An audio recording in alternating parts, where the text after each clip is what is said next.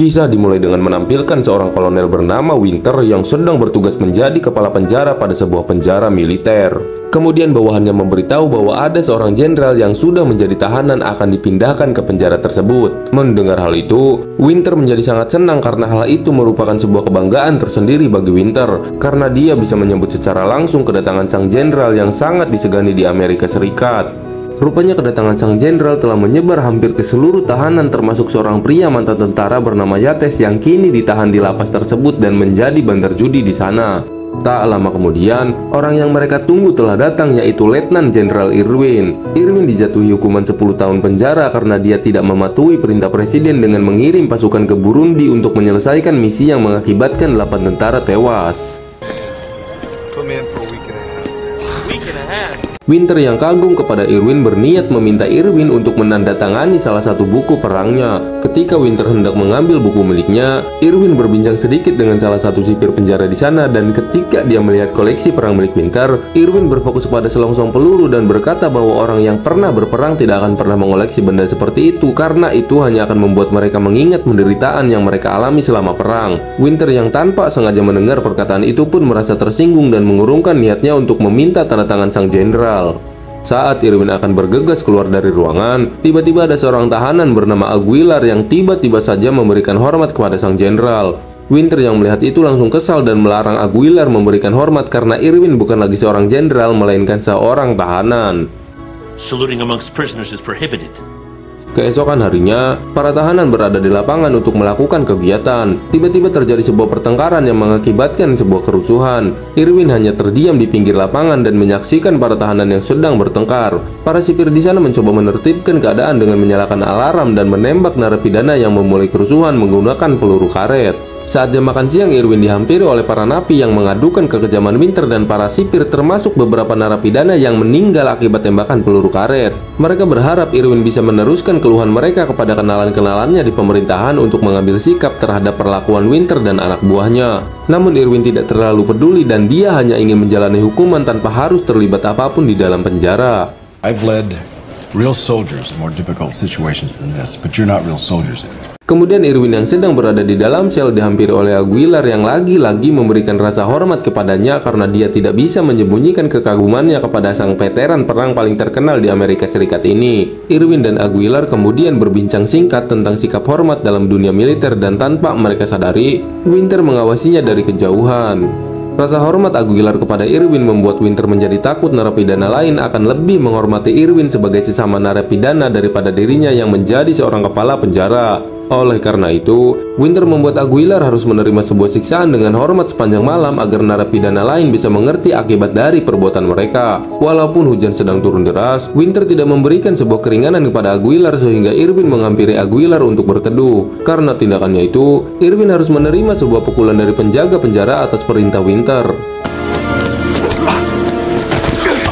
Kemudian Irwin mengatakan hak yang harus didapatkan para narapidana di sana selama berada di dalam penjara. Namun Winter membantah semuanya dengan mengatakan semua peraturan yang harus dipatuhi narapidana dan salah satunya tidak boleh mengganggu tugas para sipir di sana. Karena perkataan itu dan merasa tersinggung dengan ucapan yang tidak mengenakan tentang benda-benda koleksinya, esok harinya Winter memberikan hukuman kepada Irwin untuk mengangkut batu besar yang ada di dalam penjara. Yates yang melihat itu langsung membuat sebuah taruhan apakah sang jenderal akan mampu menyelesaikan tugasnya atau akan berhenti di tengah jalan. Walaupun tubuhnya tak sekuat saat muda, Irwin tetap berusaha memindahkan batu-batu besar itu tanpa mengeluh sedikit pun. Dia sempat membuka bajunya yang memperlihatkan banyak sekali bekas luka yang dia dapat saat di medan perang dan mati-matian membela anak buahnya yang membuat dia menjadi orang paling disegani dan dihormati dalam sejarah militer Amerika Serikat.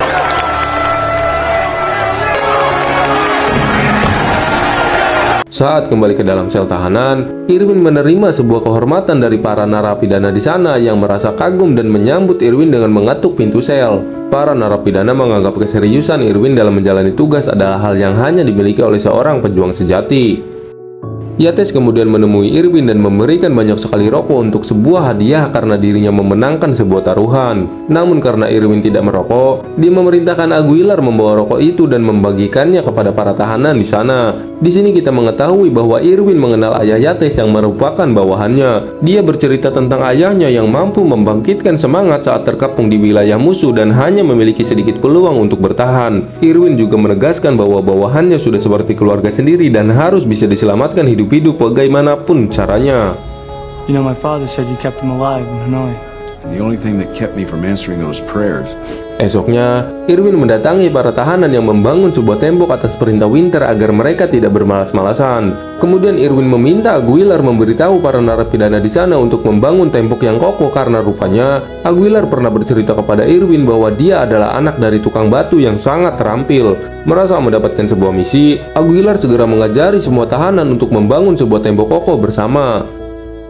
Para tahanan di sana kemudian memberikan sebuah julukan kepada Irwin dengan menyebutnya seorang kepala.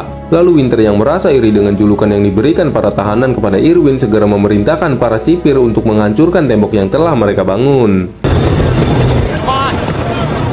Aguilar yang mengetahui tembok yang telah mereka bangun akan dihancurkan menggunakan bulldozer pun kemudian menghadang bulldozer itu dengan harapan Winter tidak akan menghancurkan tembok yang telah susah payah mereka bangun. Namun Winter yang tetap pada pendiriannya memberikan perintah kepada penembak jitu agar menembak Aguilar menggunakan peluru karet yang tepat ke kepalanya sehingga membuat Aguilar tewas seketika.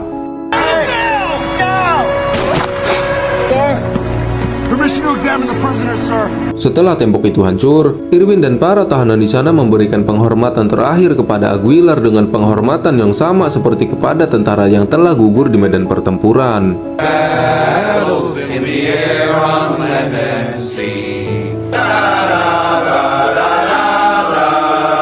Singkat cerita, Winter mendatangi sel milik Irwin dan menawarkan sebuah kesepakatan agar dia tutup mulut tentang kejadian yang menimpa Aguilar. Namun Irwin dengan tegas menolak dan mengatakan dia dan para tahanan akan menuntut kemunduran Kolonel Winter karena telah menyalahgunakan jabatannya untuk melakukan sebuah kekerasan yang sebetulnya tidak diperlukan. Kemudian Irwin yang mengetahui setiap perkataan yang mereka keluarkan akan dilaporkan kepada Winter oleh para sipir. Irwin dan para tahanan pun bersikap layaknya seorang tentara dan berbincang menggunakan sebuah kode dengan bahasa tubuh sehingga membuat para sipir tidak akan mengetahui apa yang akan mereka rencanakan. Tak berselang lama, datang seorang pria bernama Wheeler yang merupakan atasan dari Winter untuk mengunjungi penjara di sana. Winter kemudian mengeluhkan para tahanan di sana yang dikendalikan oleh Irwin dan bersikap layaknya seorang tentara yang sedang berada di medan pertempuran. Namun Wheeler mengatakan jika Winter sedang berhalusinasi dan tidak mungkin seorang tahanan bisa menggantikan posisinya. Kemudian Wheeler yang menghormati Irwin mengajak Irwin berbincang empat mata dan mendengarkan semua keluhan Irwin dan para tahanan tentang apa yang dilakukan Winter. Wheeler berkata kepada Irwin untuk mendapatkan sebuah bukti yang valid agar dia bisa mengambil tindakan terhadapnya. Killing a man in cold blood for no good reason, then I could do something. You could get another investigation. Yes, I could. Singkat cerita, Irwin dan para tahanan yang dekat dengannya mulai merencanakan sesuatu untuk menggulingkan Winter agar dia dicopot dari jabatannya sebagai kepala penjara. Yates sangat bersemangat untuk bergabung dengan mereka, namun entah mengapa Yates tiba-tiba meninggalkan Irwin dan para narapidana di sana karena dia dipanggil oleh Winter. Saat berhadapan dengan Winter, Yates disuap dengan pengurangan masa hukuman asalkan dia bersedia menjadi mata-matanya tentang apa yang akan direncanakan oleh Irwin. Irwin yang mengetahui mereka tak lagi diawasi oleh sipir penjara pun segera memberitahu rencananya kepada seluruh tahanan untuk mengambil kendali penjara dari tangan Winter. Rupanya mereka berniat mengibarkan bendera Amerika secara terbalik yang berarti sebuah tanda bahaya supaya Winter tidak bisa lagi mengendalikan para tahanan sehingga dia akan dicopot dari jabatannya. Menyadari Yates memata-matai mereka, Irwin bergegas mengajak Yates berbincang empat mata dan menasehatinya. Namun Yates yang tidak terlalu peduli dengan nasihat itu bergegas melaporkannya kepada Winter. Setelah mengetahui rencana yang dibuat oleh Irwin, Winter bergegas menyimpan bendera itu di kantornya. Tiba-tiba salah seorang tahanan menerobos masuk dan meneriaki Yates sebagai seorang pengkhianat. Dan keesokan harinya, Yates menemui Winter dan memberitahukan bahwa Irwin telah mempunyai benderanya. Rupanya Yates berada di pihak Irwin dan berhasil mencuri bendera tersebut. Mengetahui dirinya telah ditipu, Winter segera menjebloskan Yates ke dalam sel isolasi dan mengerahkan semua sipir agar mencari keberadaan bendera tersebut di sel tahanan. Namun rupanya, itu hanyalah akal dari Irwin agar mereka bisa mengunci para sipir dan mereka bisa lebih leluasa saat berada di lapangan. Irwin memang mengatur sebuah rencana untuk membuat sebuah kekacauan di penjara yang bertujuan agar Wheeler mengetahui bahwa Winter tidak layak menjadi kepala penjara dan harus segera dicopot dari jabatannya. Di sisi lain, Yates berhasil keluar dari sel isolasi pada saat kerusuhan telah dimulai. Salah satu tahanan di sana berhasil mencapai ruang komunikasi dan menelepon Wheeler untuk melaporkan kekacauan di dalam penjara dan memberitahukan ketidakbecusan Winter dalam mengendalikan para tahanan di sana. Winter yang mengetahui hal itu segera mengerahkan para penjaga untuk memukul mundur para tahanan yang dipimpin oleh Irwin. Dengan menggunakan senjata seadanya, para tahanan berhasil meledakkan kantor Winter dan menggagalkan tembakan air yang biasa digunakan oleh Winter untuk menertibkan para tahanan. Winter kemudian mendapatkan telepon dari Wheeler dan mengetahui Wheeler akan tiba dalam beberapa menit pun segera memberikan perintah agar helikopter menembakkan sebuah amunisi kepada para tahanan. Namun Irwin yang sudah mengantisipasi hal itu meminta para tahanan untuk mematuhi Yates agar bisa mengambil alih helikopter tersebut.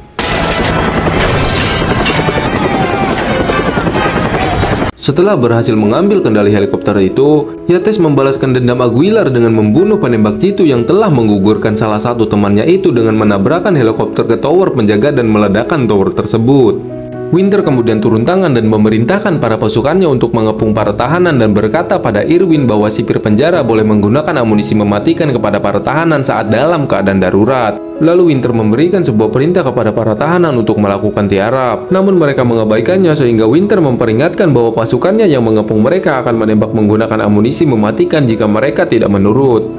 All prisoners down on the ground. Irwin kemudian memerintahkan para tahanan untuk tiarap karena dia tidak ingin ada korban lagi. Lalu Winter meminta kepada Irwin agar benderanya dikembalikan. Namun Irwin menolak dan berjalan menuju tiang bendera untuk mengibarkannya.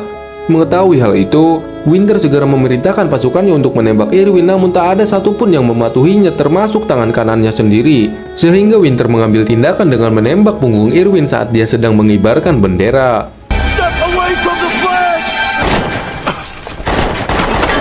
Jenderal Irwin tetap berusaha mengibarkan bendera sampai titik darah penghabisan. Tangan kanan Winter kemudian menangkap Winter dan menyita pistolnya karena dia telah menembak Irwin. Para tahanan di sana kemudian berdiri dan memberikan hormat kepada bendera yang telah berkibar. Winter terkejut karena dia pikir Irwin akan memasang bendera secara terbalik, namun rupanya Irwin memasang bendera dengan benar sehingga penembakan yang dilakukan Winter sia-sia.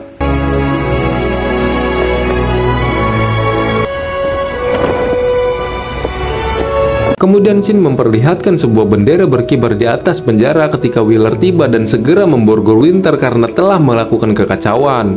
Singkat cerita, para tahanan di sana membuat sebuah tembok untuk memperingatkan rekan-rekannya yang telah gugur dan menuliskan sebuah nama Aguilar dan Jenderal Irwin di sana. Kemudian film pun berakhir.